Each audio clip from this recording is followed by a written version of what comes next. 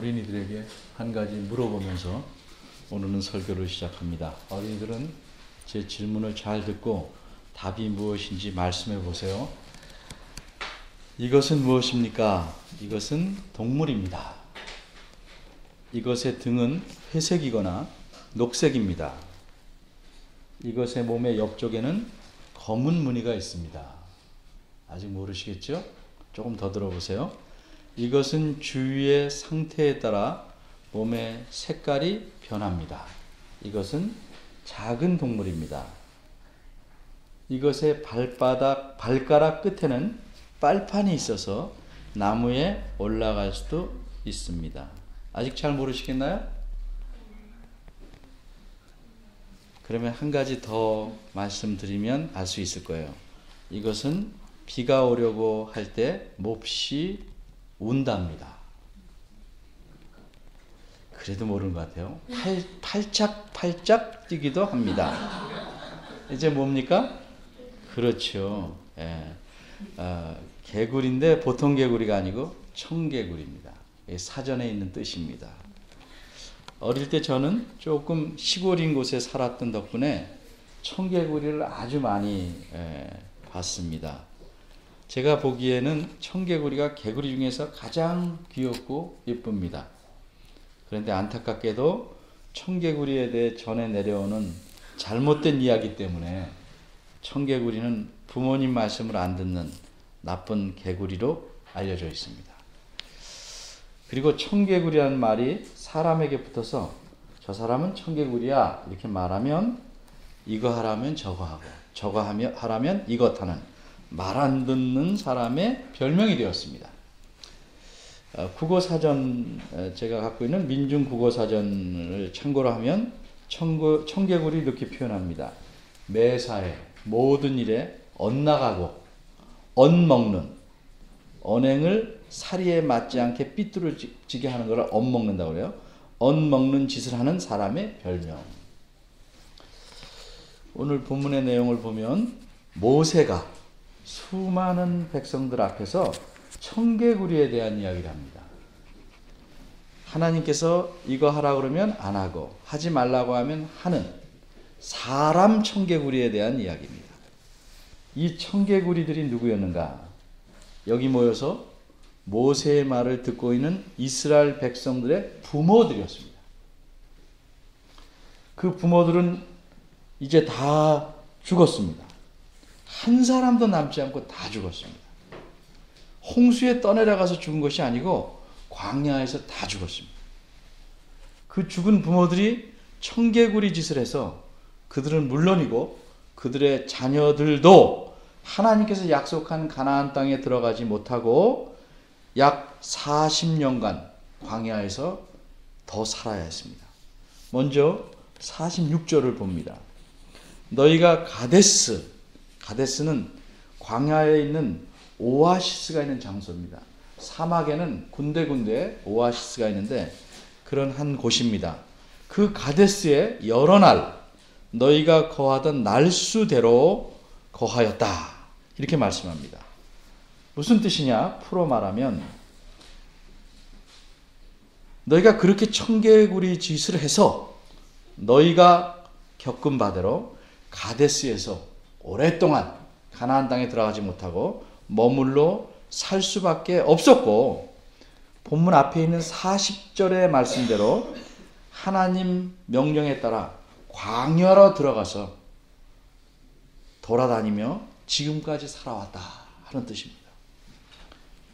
그러니까 너희 부모들이 청개구리였기 때문에 40년 동안을 광야에서 더 살게 되었다는 뜻입니다.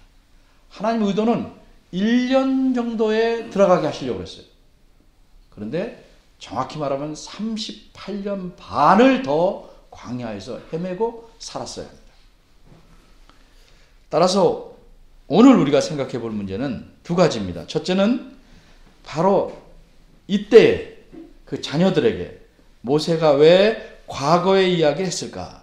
둘째, 이들 부모들이 행한 청개구리 짓은 정확히 어떤 것이었는가? 이 두 가지를 생각해 보겠습니다. 첫 번째, 이때에 왜 모세는 지나간 과거의 이야기를 했을까? 40년 전에 이들의 부모가 한 청개구리 짓을 왜 이야기했을까? 부모의 잘못을 자식 앞에서 덮어주지 않고 왜 공개적으로 들춰내는 것일까?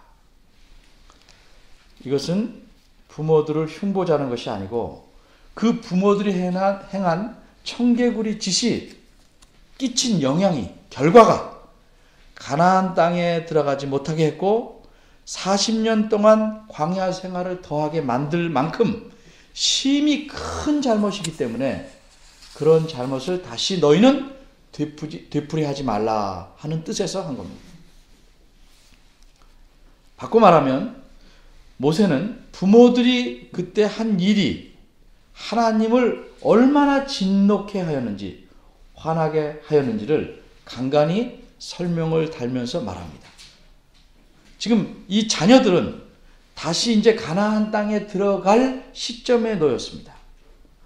이때 부모들처럼 또 행하면 또 못 들어갑니다. 그래서 모세는 하나님께서 어떤 일로 왜 그 부모들에게 진노하셨는지를 잘 알려서 그런 잘못을 다시 행하지 말라고 지금 말하고 있는 겁니다. 그런데 또 하나 생각해 볼 것은 이렇게 모세가 이스라엘 백성에게 말씀한 내용이 없어지지 않고 여기 성경에 또 기록해 놓으셨습니다. 지나간 과거의 이야기를 여기다 또 써놨어요. 그래서 우리를 하여금 보게 하셨어요. 이것은 하나님께서 이 청개구리 짓을 한 이스라엘 백성들에게 어떻게 행했는지 우리도 보고 우리도 청개구리 짓을 하면 어떤 일들이 생길 것인지를 깨닫게 하시는 거예요. 청개구리 짓을 하면 하나님께서 어떻게 하실지를 깊이 생각해 보라고 지금 성경에 이것이 기록되어 있는 것입니다. 두 번째입니다. 그들은 어떤 청개구리 짓을 했는가? 오늘 본문과 연관해 보면 그들은 두 가지 짓을 했습니다. 두 가지 짓. 먼저 본문 40절을 봅니다. 본문 앞에 40절입니다. 하나님께서 이스라엘 백성에 말씀하시기를 너희는 회정하여 가던 길을 다시 돌아서서 홍해길로 해서 광야로 다시 들어가라. 무슨 말씀입니까? 가나안 땅으로 못 들여보내시겠다. 왜 이렇게 하셨습니까? 이들은 하나님께서 왜 그러시는지 압니다. 그래서 41절에 보면 우리가 여호와께 범죄했습니다. 우리 하나님께서 우리에게 명하신 대로 우리가 올라가서 싸우겠습니다. 이렇게 말합니다. 이들의 말에서 알 수 있듯이 이들은 하나님의 명령을 어겼습니다. 가나안 땅으로 올라가서 그 땅을 싸워서 얻어라 이렇게 말씀하셨는데 이 명령에 순종하지 않았습니다. 이렇게 순종하지 않은 일은 오늘 본문 앞부분인 19절에서부터 33절까지 자세히 적혀 있습니다만 간단히 설명합니다. 지금부터는 제가 한 10년 전에 설교한 민수기 14장 39절에서 45절 설교 내용. 그러니까 그 청개구리 부모들에게 직접 있었던 그 일을 설명한 부분을 따서 보태서 설명합니다.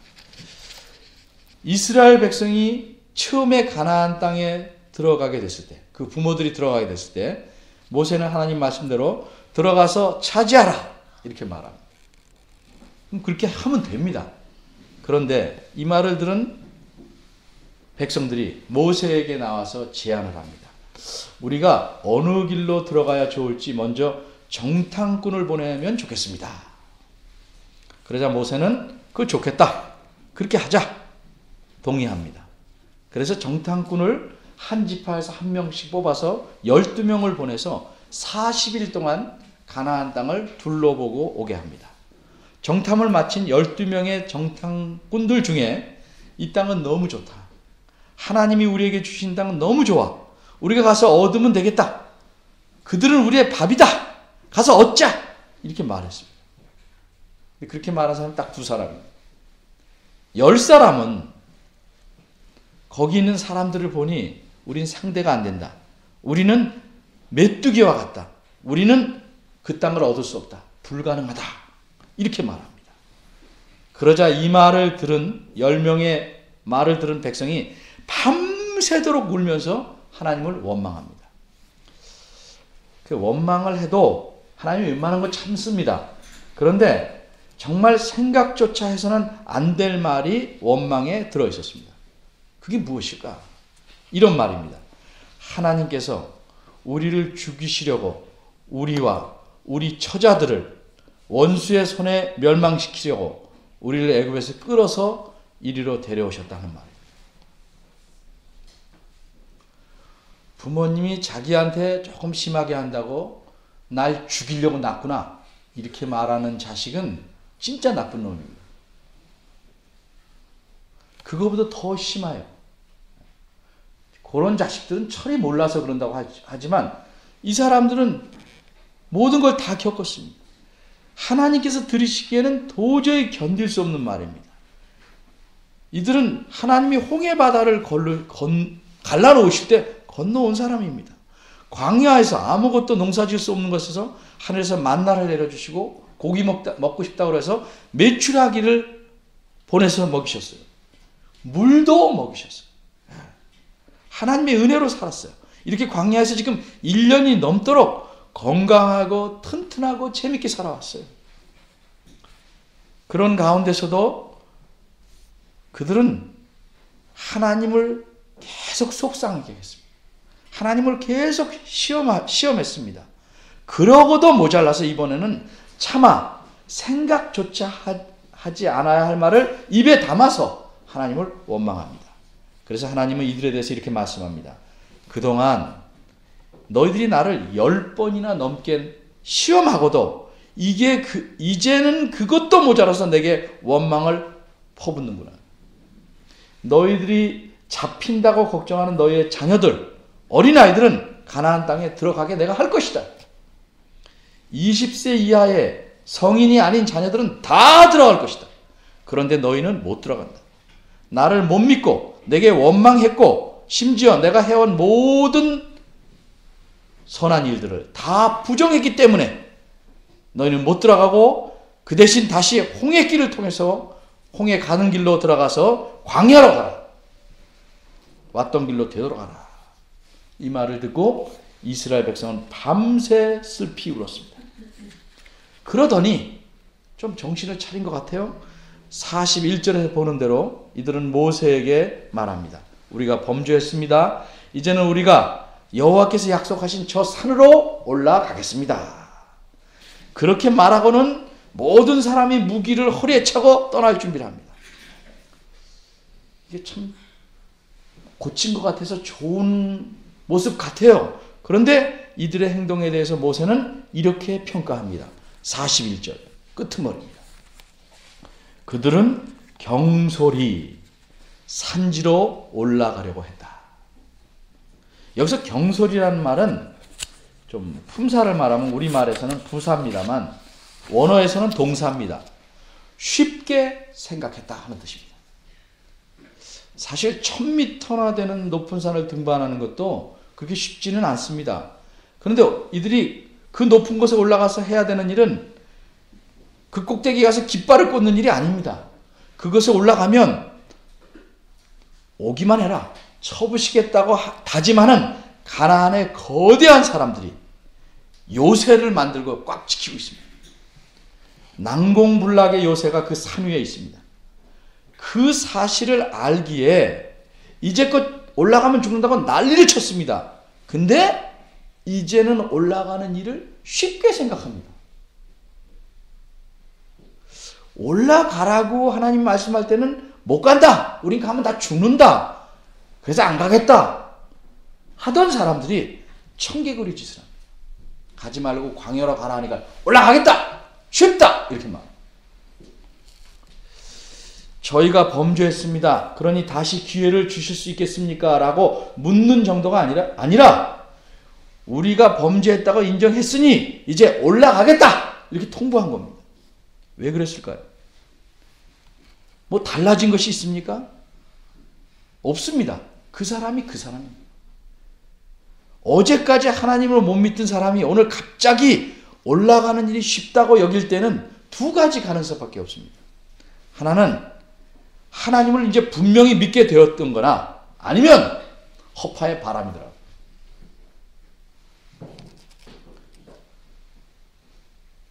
뒤에서 드러나지만 이들의 태도는 하나님을 믿는 것이 아니었습니다. 허파의 바람이 잔뜩 들었습니다. 자신들이 범죄한 사실을 인정하기만 하면 하나님이 약속한 것을 다시 얻을 수 있다고 생각하는 것이 아주 이상한 생각의 논리입니다. 이건 마치 이런 것과 같습니다. 선생님이 시험 시간에 학생들한테 경고합니다. 남의 것을 보지 마시오. 정직하게 시험 봅시다. 그런데도 남의 것을 보고 걸리면 즉시 퇴학 조치하겠습니다. 근데 이런 선생님 말을 무시하고 남의 것을 보다가 한 사람이 걸렸습니다. 그래서 퇴학을 당하게 되니까 엉엉 울더니 하는 말이 내가 다시 시험 보겠습니다. 이렇게 얘기하는 것도 똑같습니다.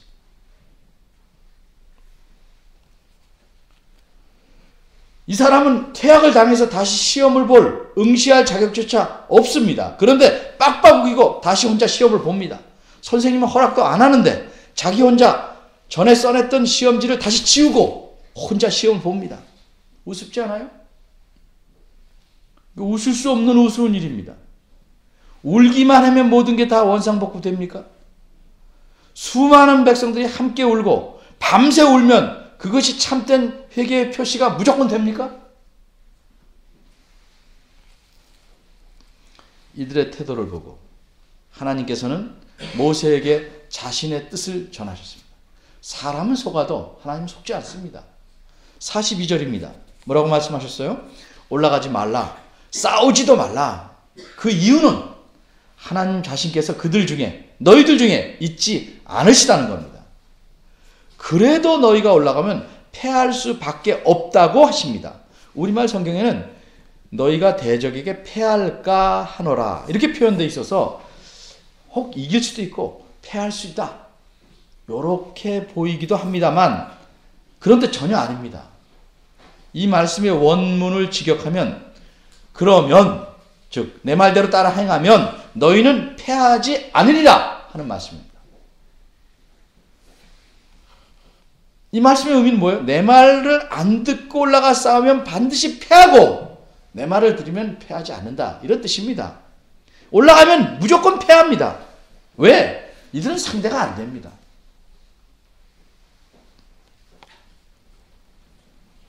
이들이 하룻밤 사이에 무슨 무술을 익힌 게 아닙니다. 밤새 울기만 했어요. 키가 커지고 몸집이 커진 건 아닙니다. 울기만 했어요. 어떻게 가서 이길 수 있습니까? 그래서 모세는 하나님 말씀을 그들에게 전해서 올라가지 못하도록 합니다. 그런데 이들은 이미 마음을 굳혔습니다. 결국 어떻게 되었습니까? 44절입니다.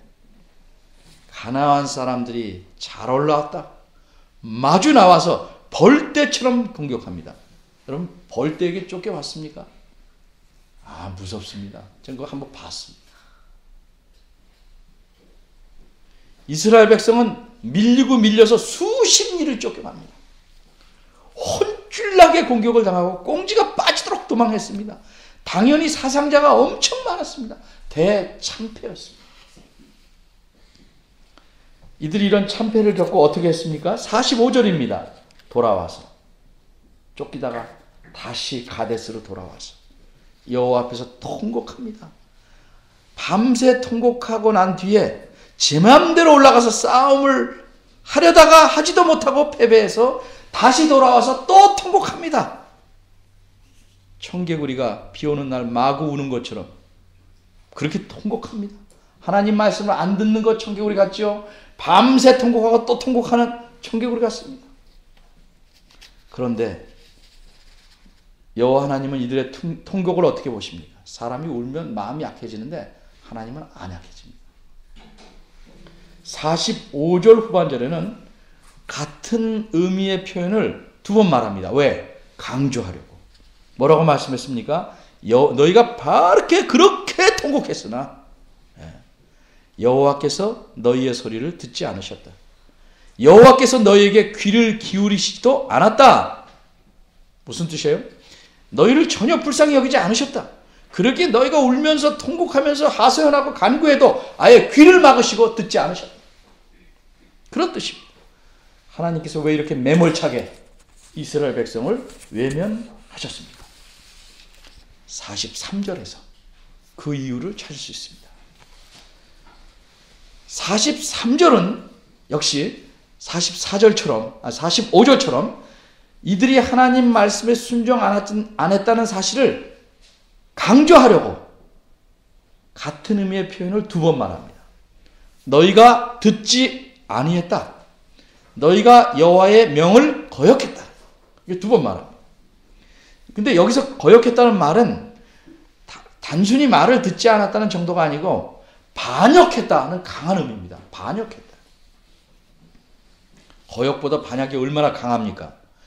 올라가라는 하나님 말씀에 올라가지 않더니 이제는 올라가지 말라는 하나님 말씀에 올라간 사실을 하나님께 반역했다. 이렇게 표현합니다.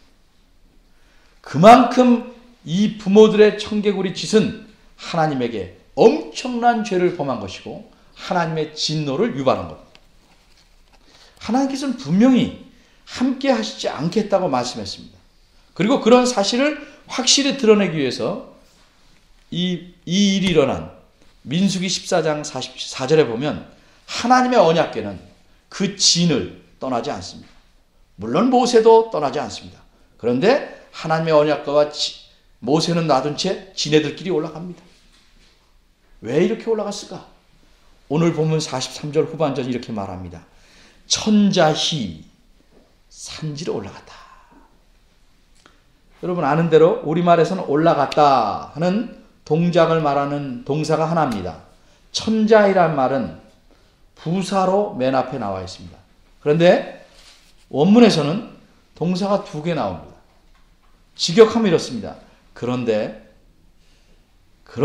그렇게 모세가 말했어도 그들은 천자하였다. 그래서 그들은 그 산으로 올라갔다. 천자했다. 올라갔다. 그래서 올라갔다. 그들은 모세도 없이 여호와 하나님께서 함께 가시지 않음에도 불구하고 싸우려고 산으로 올라갔습니다. 그 이유가 무엇인지를 지금 43절 후반절이 알려주는 겁니다. 그것이 뭡니까? 그들이 천자했기 때문입니다. 천자하다. 이는 교만하다는 말입니다. 그거를 한문으로 아주 강하게 나타납니다. 교만해서 제멋대로 행동했다는 뜻입니다. 이들은 모세는 물론 하나님이 없어도 자신들의 힘으로 능히 할 수 있다고 생각한 겁니다. 이게 교만의 본질이요 극치입니다. 교만의 본질은 바로 그겁니다. 그래서 능력 있는 어떤 사람이 매너와 성품까지 좋은 사람이 그런데도 교만할 수 있습니다. 야, 저 사람 겸손한데 그래도 교만할 수 있어요. 왜? 하나님 없이 자기 힘으로 무엇을 할 수 있고 내 힘으로 살아갈 수 있다고 생각하는 것, 그것이 교만의 본질입니다. 교만한 사람은 대부분 거드름을 피웁니다. 그런데 겸손해 보이는 사람도 얼마든지 교만할 수 있습니다. 하나님 보시기에는 예수님 믿지 않는 사람은 다 교만한 사람입니다. 왜? 하나님 혼자 없이 잘 살 수 있다, 혼자 잘 살 수 있다고 생각하기 때문에. 그게 교만의 본질입니다.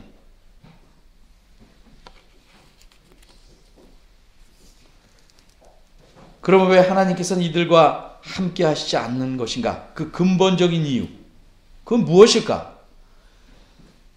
이들이 바로 이 본문 앞에서 하나님께서 올라가 차지하라! 이렇게 말씀했는데 그 말씀을 못 믿었어요. 그 믿지 못하는 원인은 뭐냐 하면 하나님의 진심을 왜곡하는 거예요. 하나님께서 자신들 죽이시려고 이것으로 데려오셨다. 이것에 대한 하나님의 입장은 어땠는가? 이렇습니다. 그것을 하나님은 배반으로 여기십니다. 배신. 단순히 말을 안 듣는 게 아니고 배신했다 여기십니다. 하나님 이렇게 말씀합니다. 너희가 나 여호와를 배반했기 때문이다. 너희가 여호와께 먼저 등을 돌렸기 때문이다. 그 배반의 대가로 나 하나님께서 너희와 함께하지 않을 것이다. 그러니 여기서 또다시 올라가서 죽음을 당하지 말라 이렇게 말씀한 겁니다. 만약 하나님께서 그들이 등을 돌렸다고 나도 너희들에게 등을 완전히 돌리셨다면 이런 말 이런 간섭하실 필요 없습니다. 그러나 올라가지 말라고 하신 것은 그들이 죽을까 상할까 염려하셨기 때문입니다. 비록 그들이 배반했을지라도 여전히 하나님 백성이기 때문에 그들이 죽지 않도록 권하시고 하나님 말씀에 이제라도 다시 순종하기를 권하신 겁니다. 한 번 기회를 더 주신 겁니다. 그런데 이들은 하나님 말씀에 신경을 쓰지 않습니다. 마음에 두지 않습니다. 자기 하고픈 대로 했습니다. 이스라엘 백성은 여호와께서 함께 하심을 상징하다는 그 언약궤가 움직이면 움직이고 움직이지 않으면 멈추게 되어 있습니다. 시내산에서 성막을 다 세우고 하나님께서 말씀하시기를 언약궤가 움직이면 따라 움직이고 멈추면 멈춰라 이렇게 말씀했습니다. 싸울 때도 마찬가지입니다. 여호와의 백성들, 성경의 다른 표현은 여호와의 군대, 이것이 이 군대가 행군하는 또 전쟁하는 특징입니다. 하나님 군대의 특징입니다. 하나님이 움직이셔야 따라 움직이는 겁니다. 왜 그렇게 하냐면 하나님이 움직이셔야 싸워서 승리할 수 있기 때문입니다. 하나님이 움직이시면 승리할 수밖에 없습니다. 왜? 하나님이 먼저 나가셔서 다 싸우셔서 이겨놓으시고 이들은 뒤에 가면서 전리품만 걷어오는 것이 싸움의 특징입니다. 이게 하나님 군대의 특징입니다. 그런데 이번에는 아이들 말로 간이 배 밖으로 나와서 하나님은 가만히 계시는데 움직이시지 않는데 함께 하시지 않는데 그걸 보이시려고 언약궤 자체가 움직이지 않는데 이들이 교만해서 지 맘대로 움직이고 여호와께서 인정하지 않는 하지 말라는 전쟁을 벌인 겁니다. 이처럼 모세의 말을 듣고 있는 이스라엘 백성들에게 모세는 그들의 부모들이 행한 청개구리 짓을 이야기한 겁니다. 그 목적은 무엇입니까? 앞에서도 말씀드렸지만 하나님을 올바로 드러내서 이 이야기를 듣고 그들이 하나님 앞에서 어떻게 해야 될까를 가르치려는 겁니다. 오늘 본문이 그럼 그들에게 또 이 성경을 보는 우리들에게 하나님에 대해서 가르치는 사실은 무엇인가? 그것은 한마디로 여호와 하나님은 자기에게 순종치 않는 자들에게는 결코 함께하지 않는다는 사실입니다. 순종은 하지 않으면서 울고불고 한다고 들어주지 않습니다. 부모들이 안 되는 걸 끝까지 안 되지 않고 우는 게 불쌍해서 들어줍니다. 그럼 이 아이는 간이 좀 커집니다. 아, 우리 엄마 아빠가 눈물에 약하구나. 딱 감 잡았습니다. 그 다음엔 부모가 지는 겁니다. 밥을 안 먹습니다. 며칠 굶기세요. 죽을까봐 염려할 필요 없어요. 그렇게 죽지 않습니다. 예수님이 보여주셨죠. 40일 굶어도 안 죽습니다. 부모에게 순종하는 걸 배워서 하나님께 순종하고 하나님의 권위에 복종하는 것을 배우도록 자식은 부모 밑에서 훈련을 받는 겁니다. 자식을 상전으로 만드는 집안치고 신앙이 올바로 세워질 수가 없습니다.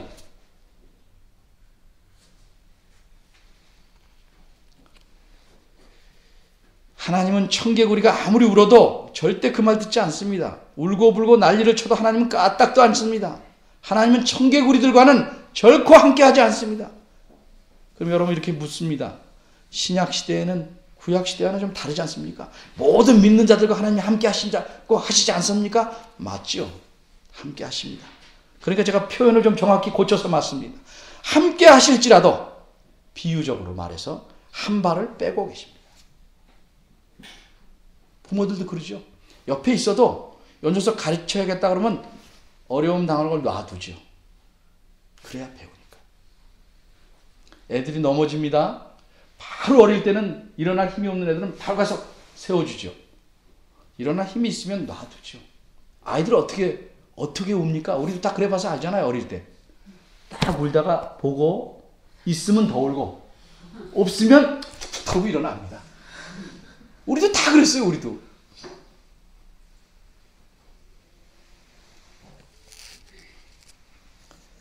늘 함께 하시지만 필요할 때는 한 발을 빼십니다. 이렇게 하나님께서 한 발을 빼시면 그 자리는 공백이 됩니다. 공백. 이렇게 공백이 생기면 믿는 자라 할지라도 그의 삶은 믿지 않는 자와 거의 비슷해지는 겁니다. 우산을 갖고 있어도 비 올 때 쓰지 않으면 우산을 갖고 있지 않은 자처럼 비를 맞을 수 없는 것과 같은 이치입니다.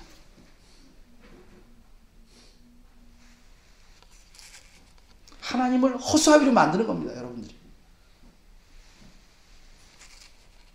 하나님께서 공백인 한 발 빼신 상태에서는 아무리 부르짖어도 그건 메아리입니다. 통곡하며 기도할지라도 하나님은 아무런 관심을 보이지 않습니다. 하나님께서는 그들의 기도를 외면합니다. 순종하지 않고 청개구리처럼 행하는 자는 울며 산에 가서 나무 뿌리를 뽑는다 해도 절대 귀담아 듣지 않으십니다.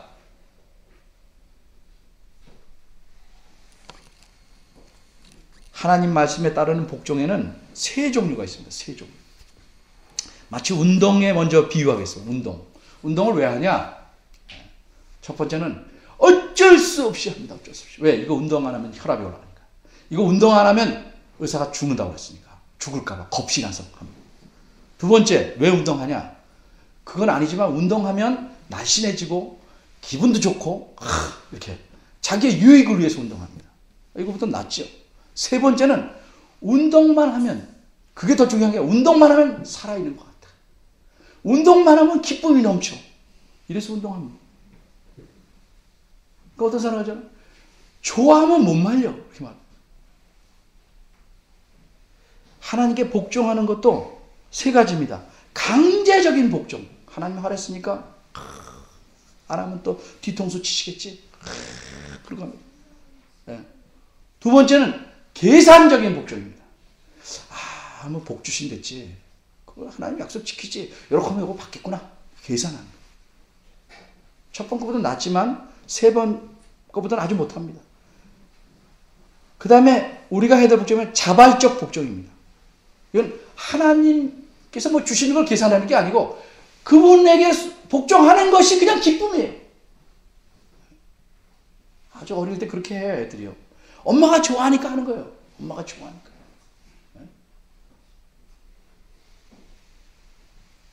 이 마지막 것만이 진정한 순종입니다. 진정한 순종. 앞에 것도 하나님이 상황에 따라서 좀 점수를 쳐주실 수 있지만 하나님이 정말 원하시는 진정은 이 마지막 자발적인 복종. 이게 진정한 순종을 원합니다. 그래서 강제로 몰아치지 않습니다. 그냥 저 사람 확 틀어가지고 그냥 이렇게 고쳐놓으면 좋으실 텐데 그렇게 하지 않고 기다리십니다. 진심으로 기뻐서 할 때까지 은혜를 주시고 환경을 조성하시고 기다리십니다.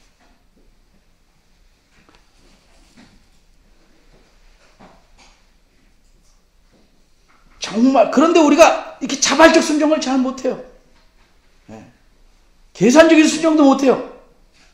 강제적인 순종조차도 못해요. 그렇게 해서 벌을 받게 되면 그 벌을 기쁘다는 말은 웃으면서가 아니고 당연한 것을 여기고 받아야 합니다. 인내로서 그 벌을 잘 받아야 합니다. 그래야 하나님이 내가 내게 주는 벌을 잘 받아서 나한테 순종하는구나. 그렇게 보시고 긍휼을 베푸시는 겁니다.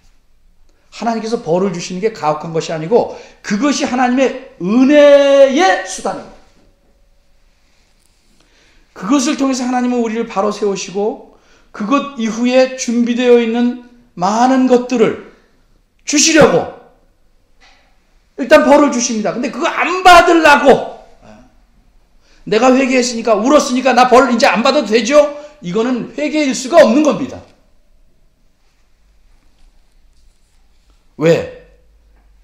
하나님 주시는 벌이라도 달게 받아야 돼요. 그것도 순종해요.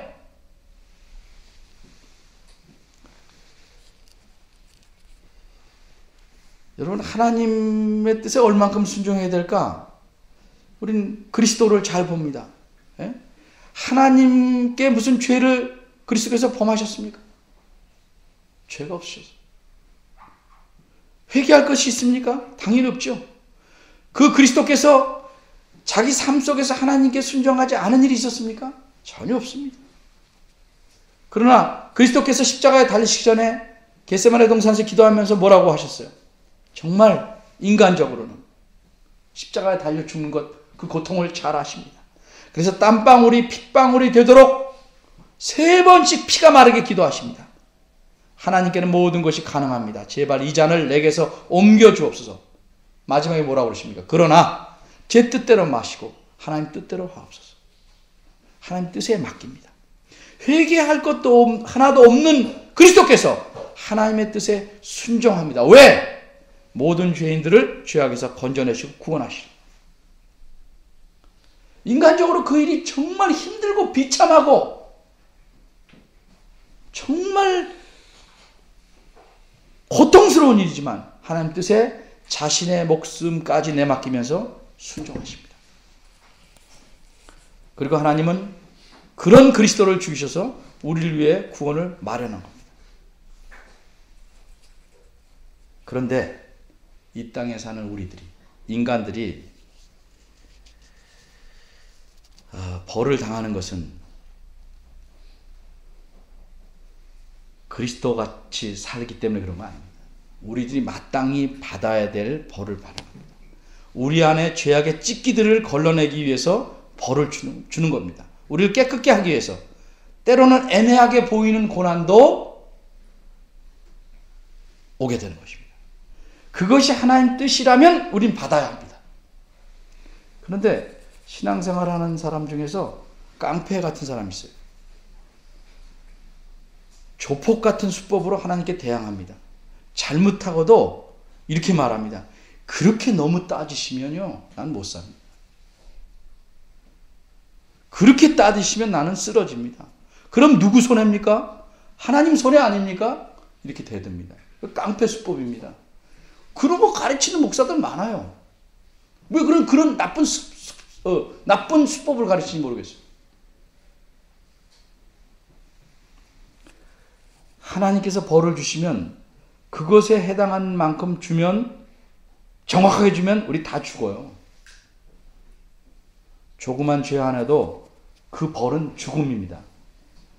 그래서 하나님께서 벌을 주셔도 상당한 은혜를 섞어서 긍휼로 견딜 만큼 주시는 거예요. 근데 그거 나 못 버텨. 그리고 흥정하려고 합니다. 이건 악한 일입니다. 이건 신앙을 가졌다고 하지만 실제는 깡패입니다. 개인뿐만 아니라 교회도 마찬가지입니다. 교회가 무슨 일을 하기 위해서 계획을 세울 수도 있습니다. 그런데 이렇게 안 되면 하나님 뜻에, 하나님의 영광이 안 됩니다. 반드시 해 주셔야 됩니다. 이렇게 조르면 안 됩니다.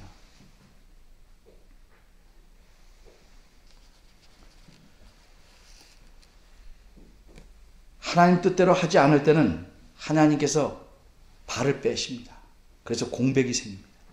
그러면 교회든 개인이든 거기에 대한 대가를 반드시 치러야 합니다. 하나님께서 공백을 만드시면 우리가 하는 일은 겉보기에는 대단한 성공을 거둘지라도 결국 거품으로 드러납니다. 남들에게 부러운 삶을 산다고 칭찬을 들어도 하나님께서 공백을 만드시면 우리 인생은 허무하고 무의미해집니다. 따라서 우리는 청개구리 같은 짓을 멈추고 하나님을 기쁘게 순종하는 일에 힘쓰며 살아야 할 것입니다. 기도하겠습니다. 하나님, 저희도 삶을 돌아보면 청개구리와 같지 않다 할 수 없습니다. 하나님 없이 내 힘으로 살려고 하는 적이, 그래서 교만한 삶을 살아간 적이 얼마나 많습니까?